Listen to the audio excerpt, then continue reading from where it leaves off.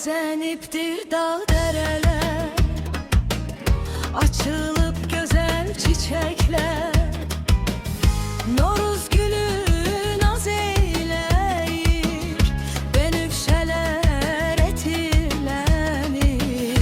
Elimize bahar gelir. Qaranguşlar köç eyləyer, baharın müjdəsin veriyər. Çiçək açar çöl yamaçlar, bülbülər səsə verər. Elimizə bahar gələr.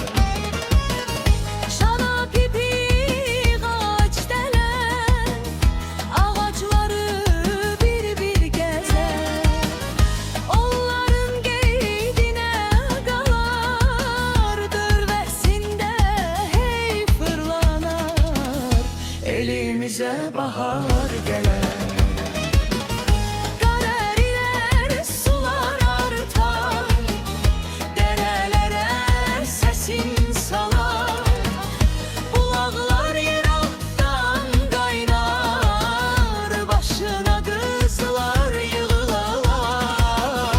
Elimize bahar gələr. Evlərdən xoş ətir gələr. Paxlava, şorqoval bişər.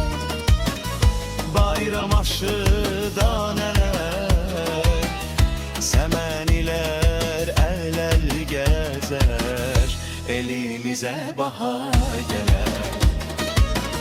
Nişanlı qızlar sevilər, gözəl xonçalar bəzərlər. Qız evinə xonça gedər, hər evdə süfrə bəzərlər.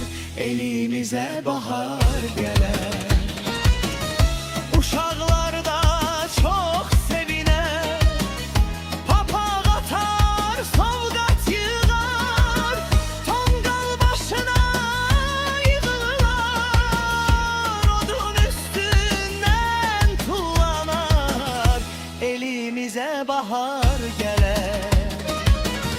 Aşıqlar sazlayıb sazın, telli sazan izrab vurar.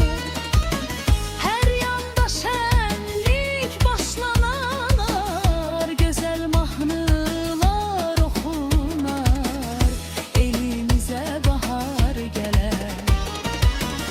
Kosa keçər kələk qurdi, xurucunun çininə salar.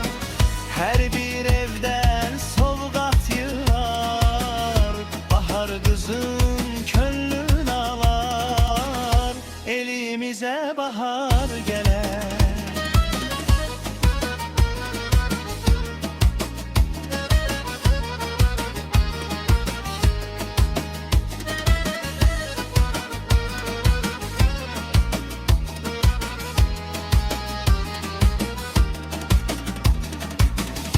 Səməni halvası bişər, şorqoğalı şəkər vurar.